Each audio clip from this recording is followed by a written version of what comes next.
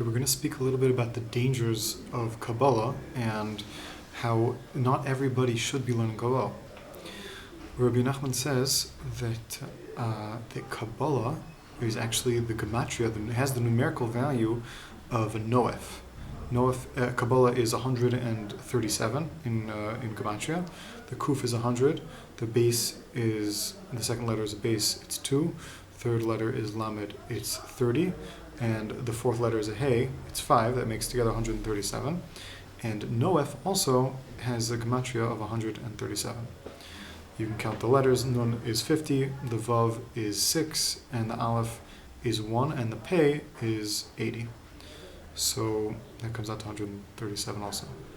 What does Niuf mean? What is a Niuf? A Niuf is a person who has illicit relations with another woman, not with his wife, or maybe even with his wife when she's not tahar, when she didn't tovel in the mikvah, she didn't go into the mikvah. But that's the idea of Niuf. So someone who's dealing with Kabbalah, if he's not spiritually fit and ready, so he is actually like he is a Niuf. He's dealing with things that he's not supposed to be dealing with. We have a lot of different places in the Gemara where it says that in a sense the Torah is to the Jewish people like a kala or like a bride is to the groom. So there's like a marriage, there's a type of a relationship that goes on when a person learns Kabbalah, when a person learns anything in a certain sense. Now, if he's learning things that he's not supposed to, it's as if he's relating to or having relations with someone he's not supposed to, on a spiritual level. And the actual practical damage is the same. Once there was somebody that came to Rabbi Nachman and he said that he was having difficulty with his heart wasn't in the tefillah, his heart wasn't in the prayers, and his heart wasn't in the learning properly. So Rabbi Nachman told him, you know why this is happening to you? This is happening to you because you're learning Kabbalah, and you're not supposed to be learning Kabbalah for whatever. I don't know what exactly this man's problem was, but he wasn't appropriate for him. And it says another pasuk. It says, Niuf isha chaser lev. A man who's with a woman he's not supposed to, he will be lacking his heart. I think there's a pasuk in Mishlei. Niuf isha, a person who deals with illicit relationships, having illicit relationships, will be lacking his heart. So when it comes to serving Hashem and using his heart to serve Hashem, he just won't have it. So, in the end of the day, what is a guideline for knowing if you're fitting or not fitting? I can't tell you. I don't have such a guideline. Rabbi Nachman actually would used to tell a lot of people to learn Kabbalah, and very often it was an important thing for many people, and a person has to daven a lot to Hashem to be able to know if he's fitting to learn Kabbalah.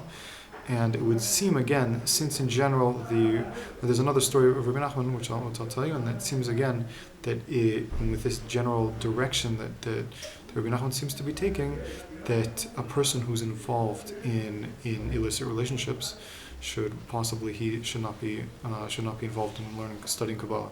But even that I can't say completely for a fact.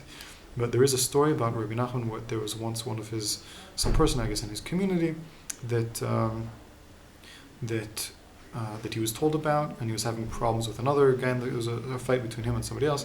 Now this man was a very learned person, and he knew Kabbalah very well, and he also knew a lot of other Torah, and Rabbi Nachman was once in this man's house to resolve a certain dispute that he was having with somebody else, and Rabbi Nachman saw on his shelf that he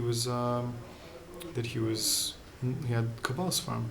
And Rabbi Nachman said about this man that this man should not be learning Kabbalah.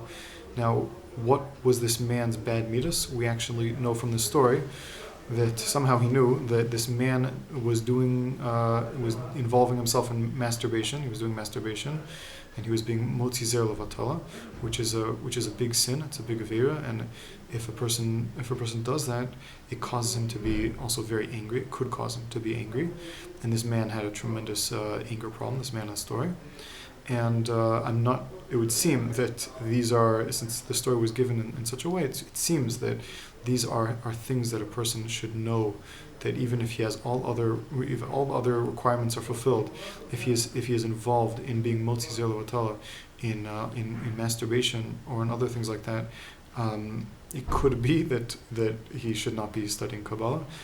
Again, I can't say for a clear fact that every person who does this should not be learning that.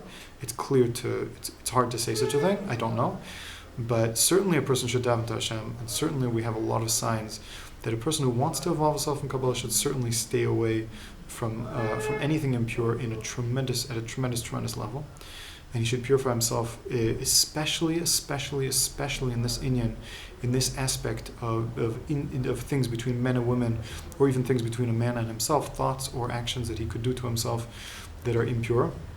And this is a very, very, very important as a prerequisite to being involved in and studying Kabbalah. Also, for sure, before a person studies Kabbalah, he has to have another two general things. He has to have complete faith in belief in Kabbalah that he's learning. He has to believe that the tzaddikim like the Arizal and Rabbi Shimon Bar Yochai, that everything they said is kodesh, and everything they said is real. And if you don't understand, that it must be something that you're lacking because you don't understand, but it's not something that the tzaddikim who taught this farm are lacking. Because if a person doesn't have this aspect of faith, he doesn't have faith in the Sfarim that he's learning, in the Holy Sfarim that are teaching us the principles of Kabbalah, then he could come to all sorts of different problems. One of them is kfira, and disbelief in God in general, or improper belief in God, because Kabbalah deals with basic principles of faith. So basically, just to sum up, a person has to know that Kabbalah is not for everybody, and depending on your level of purity or your level of closeness to Hashem, Kabbalah may or may not be appropriate to you. And if a person's completely involved in sin, it may not be appropriate for him at all. And you have to daven to Hashem to know whether it is appropriate for you or whether it isn't. And this is a very, very delicate thing. If you see that it's not helping you, it's even hurting you, and you feel like, dealing with this is a certain type of niuf, then it could be that that person should stay away. Again, it's very hard to give clear guidelines and principles. I haven't seen so many of them, almost at all. And in any even in the poskim, it's hard to find clear guidelines. Again, some are very machmir. They say you shouldn't learn Kabbalah until you're 40 or other things like that. And it's not clear that seems pretty clear that even those poskim, not necessarily do we have to hold by nowadays, but it's a whole different discussion. But a person has to know, is it appropriate for him to learn Kabbalah, or is it not? A person has to daven to get an answer. You can't get it not on a YouTube video, not on a website, not from a friend. In general, it's hard to know, and you have to daven to Hashem to know if it's appropriate to you. If it is appropriate, then you'll be successful and it'll be very good for you. And if it's not appropriate, then it could be damaging. And that's all I know. That's all I could say. Wish you the best of luck.